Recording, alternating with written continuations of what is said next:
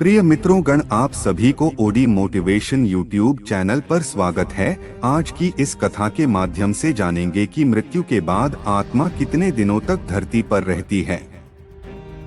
तो चलिए कथा को प्रारंभ करते हैं। कथा को प्रारंभ करने से पहले अगर आप चैनल पर नया हो तो चैनल को सब्सक्राइब कीजिए और वीडियो पसंद आई तो वीडियो को लाइक, कमेंट और अपने दोस्तों के साथ शेयर जरूर करें। मृत्यु एक ऐसा सच है जिससे कोई चाहकर भी पीछे नहीं हट सकता है।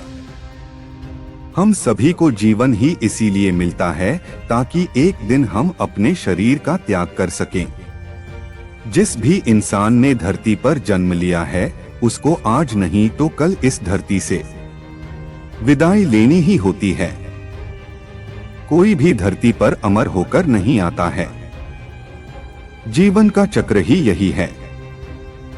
आज जिसका जन्म हुआ है आने वाले समय में वो धरती छोड़कर चला जाएगा, फिर उसको उसके कर्मों के हिसाब से नया जन्म और नया शरीर मिलता है। हालांकि हर कोई मृत्यु जैसे सच का सामना करने से डरता है, लेकिन बावजूद इसके सबकी यही इच्छा होती है कि वो इसके बारे में जाने।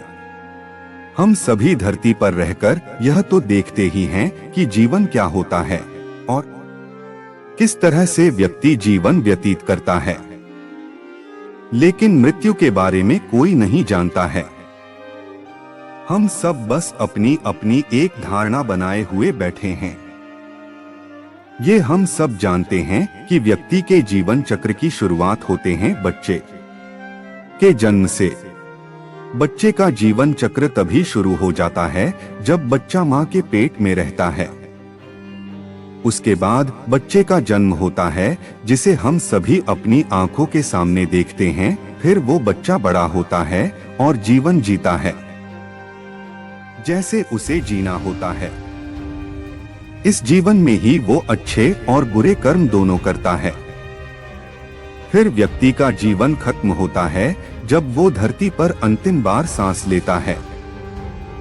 इसके बाद क्या होता है किसी को नहीं पता, क्योंकि किसी ने देखा ही नहीं होता है मृत्यु के बाद का सफर। हर व्यक्ति अपने अपने अलग अलग कर्म करते हैं। इसी कर्म के हिसाब से ही व्यक्ति को आगे फिर फल मिलते हैं।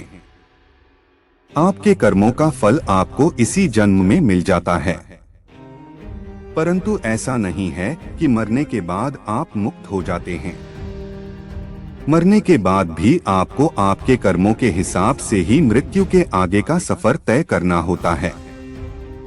इसी कर्म पर ही निर्भर करता है कि आपको स्वर्ग लोक में जाना है या नर्क लोक में। इसके अलावा जब व्यक्ति की मृत्यु हो जाती है तो उसके बाद भी व्यक्ति की आत्मा इस धरती पर कुछ दिनों के लिए रह जाती है। आइए इस बारे में हम आगे जानते हैं।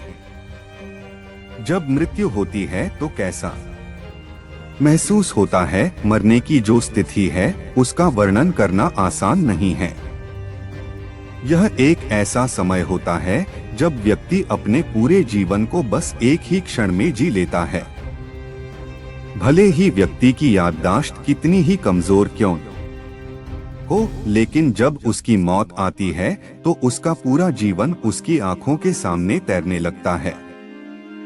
ये सब एक वीडियो रिकॉर्डिंग की तरह उसकी आंखों के सामने रहता है। उस एक क्षण में व्यक्ति अपने अच्छे और बुरे सारे कर्मों को देख लेता है।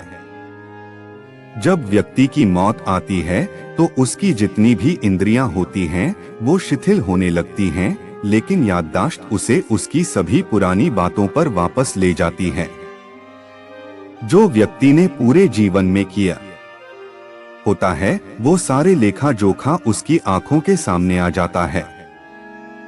इस समय व्यक्ति कोशिश तो बहुत करता है कि उसके मुंह से कुछ शब्द निकल सके, लेकिन वो कुछ भी बोल पाने में असमर्थ हो जाता है।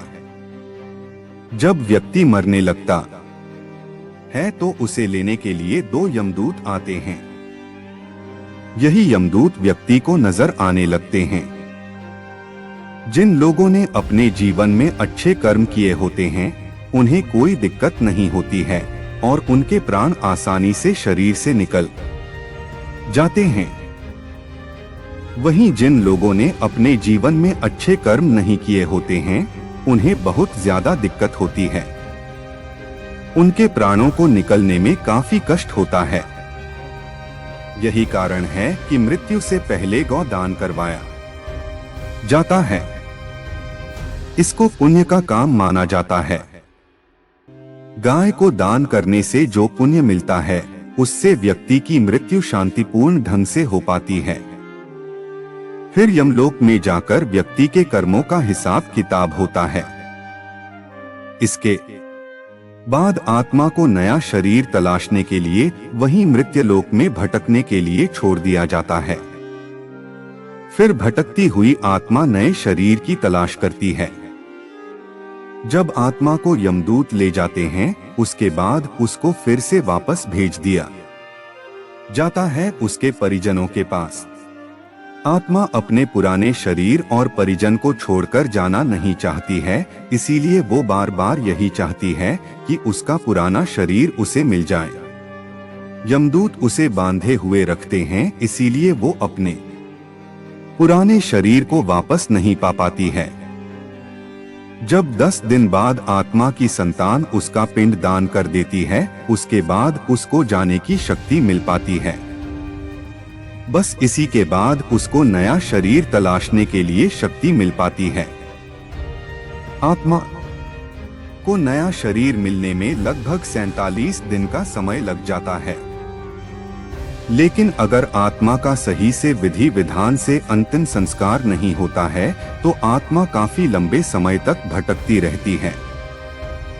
यही कारण है कि अकाल मृत्यु हो जाने पर जल्दी से आत्मा को शांति नहीं मिलती है।